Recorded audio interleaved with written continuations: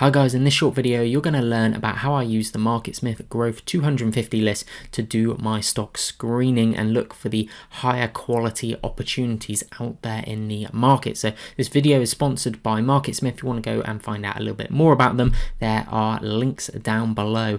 But let's jump into the analysis of how I use the Growth 250 list. Okay, so we have the MarketSmith chart loaded up here. We have our Growth 250 list, all of the stocks here listed in industry group rank. So we go through the strongest stocks first. This is kind of O'Neill, I think, got it from Darvis, who Darvis would focus on, okay, what are the strongest industry groups, strongest sectors, then what are the strongest stocks within those particular industry groups. You could have a very, very strong stock, but if it's in a weak sector, a weak industry group, it's going to be dragged down. So as Darvis did, as O'Neill did, I'm trying to identify what are the strongest stocks within the strongest sectors. Now the Growth 250 list it's compiled by the William O'Neill portfolio managers. Would help if I could talk in this video. It's updated every week, I believe, and I just find it really helpful. Everything is on the screen there, so I'm going to explain some of the key things that I am looking to identify when I'm scanning through this list. The first thing I actually like to look at is over here, which is the fund ownership. So I'd like to see the fund ownership increasing. The more the better, basically. The higher quality funds invested as well. These guys do an awful lot of research. So if I'm investing in a stock, trading a stock which has some of these higher quality funds invested already, I have more kind of confidence in my stock pick. So I like to see that. I like to see management holding a decent proportion of the stock. Obviously, if it's a larger market cap, you'd expect that number to be smaller, but in some of the smaller market cap, you could see this figure 15%, 20%, 30%, 40%. I've even seen it as high as kind of 50-60% in some instances. A couple of the other things that I like to look for, you'll see on this bottom row here, we have our blue and red figures for positive and negative. I like to make sure that the earnings are high, the sales are high as well. The higher the better, basically, and for return on equity to be positive. Snapchat unfortunately currently doesn't have the positive ROE compared to the last quarter. I then like to look over here, and this kind of compiles all of the different kind of rankings. So we've got our EPS rating for Snapchat, 74 out of 100, so it's okay there. Group relative strength rating is good, that's an A. SMR rating C, accumulation distribution rating A, composite rating 98, which is very good, timeless rating A. So the metrics overall are pretty darn good here for Snapchat. And you can see here we are in the internet content industry group, and it is ranked 26 out of 197. So it's a relatively strong group, as this was indicating here. Group RS, group relative strength rating, is an A. I'd also like to see the earnings per share be positive year after year. Okay, unfortunately Snapchat doesn't currently have that, which is kind of a little bit of a negative there. So my preference would be for the EPS to be positive year in, year out, and also growing. So they're kind of the main things I'm looking for here. And then obviously the chart as well, the chart which I cover in loads of other videos, the chart has to be looking good. I actually traded a cup and handle pattern in Snapchat. Okay, as it came out of this, here was the cup. I drew that really badly. Here was the cup, and then the handle was coming through here. I took it in here just before the earnings were released. The earnings were very good indeed. So this is how I'm kind of using the MarketSmith Growth 250 list in terms of the metrics I'm looking at. Obviously, the chart pattern has to be looking good. I want to see it forming a base. I like the volatility of the price to be diminishing, the volume to be falling, everything kind of compressing over here, which we can start to see. We had decent earnings reported a couple of days ago now, and we can see a potential cup and handle type pattern forming here. One of the things I should have touched on as well is our relative strength rating is 94, which is very strong. So let me go through how I kind of screen, and I'll go through all of these stocks just pressing the spacebar one at a time. So I'll just be going through them. Obviously, we're starting off with the stocks in the strongest industry groups. I've tagged a couple which are looking a little bit more interesting for brevity's sake. So let's move on to some of them. So FCX here, this is one I actually traded a little while ago. Now I'll be able to hopefully draw this a little bit better for you. So I was trading it as it came out of this base here. It was a very tight base. Okay, you can actually see how low the volume gets prior to the entry I had in here. One of the things we can see is our fund ownership was increasing. The Fidelity Contra Fund, okay, a high quality fund, was invested in the stock. would have liked the management to hold a little bit more shares.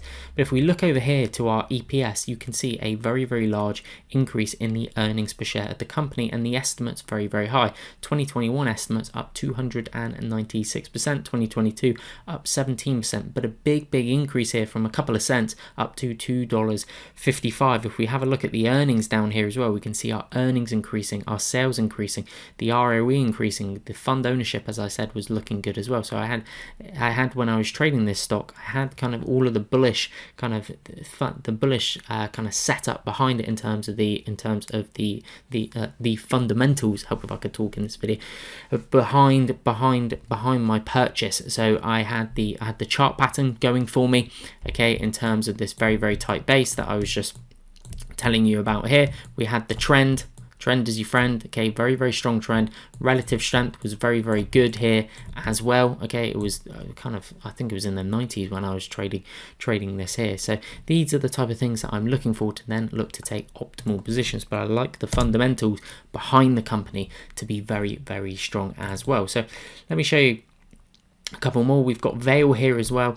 So Vail, we can see our fund ownership is increasing somewhat. There are no high quality funds invested there.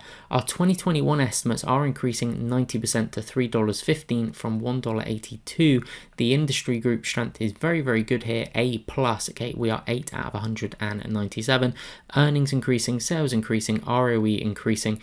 Relative strength 79 is okay. We'd like to see that in the 80s or above, ideally, if I'm taking a entry. And we've got a potential cup and handle pattern forming here, okay. So here could be our cup, and then we might be able to get an early pivot and then look to trade it through an early, what I call early sign of strength breakout bar. We can see a nice base that gets built previously, okay, coming through here, and the fundamentals, like I said, are okay. So let's go on to some other ones. NEO is the next one. So we can see very, very large sales increasing 140%, 159%.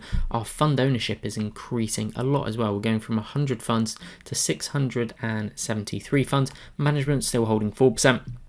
Okay, the company is not profitable as of yet, but there were some really nice bases that formed down here that I was trading. Okay, I was trading it in here, I was trading it on the breakout in here, and there were other times where you could have been trading this stock as well. And we can start to see a bit of a base forming, okay. In terms of looking at the volume, it's diminishing from left to right. Our relative strength is very, very high here at 99, okay, so strong as it could possibly be. And I'd now look at this to be forming a volatility contraction type pattern, cup and handle type pattern, something of that ilk, around this $62 level, something like that. But the sales are very good, so it'll be interesting to see if we start getting a couple of high quality funds moving into NEO. Darling Ingredients is an interesting one. So we've got our fund ownership increasing here, okay. There are no high quality funds invested as of yet. Our relative strength is good at 91. We've got our earnings increasing. Sales could be a little bit higher, preferably.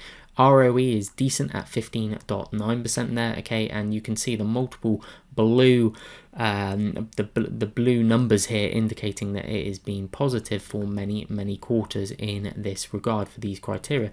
We can see that our EPS has been steadily increasing in the past couple of years, which is great. Our estimates moving up here as well.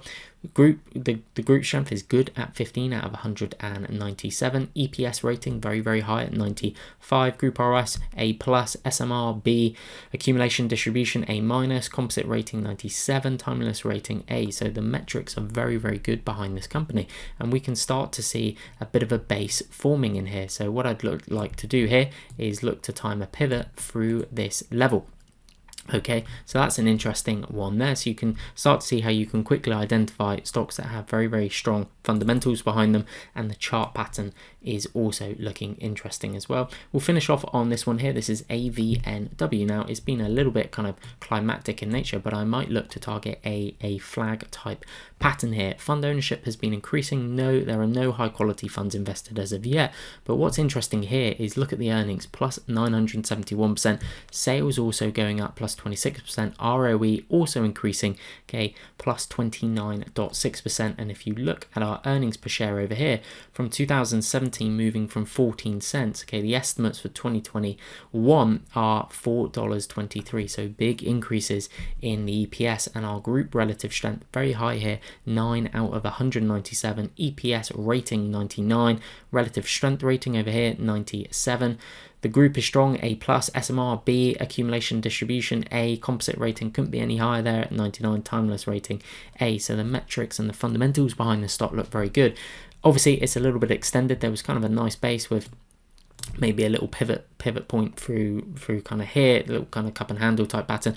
I'd now be looking at this to flag out and then look to time a breakout through that level. So that's basically some of the ways that I use the MarketSmith Growth 250 list to screen for very, very high quality stocks and then look to enter them on breakout. So hopefully you've enjoyed that video. Go ahead, check out the MarketSmith link down below. If you're new to the channel, please do subscribe, press the like button and leave me a comment down below. Thanks for watching.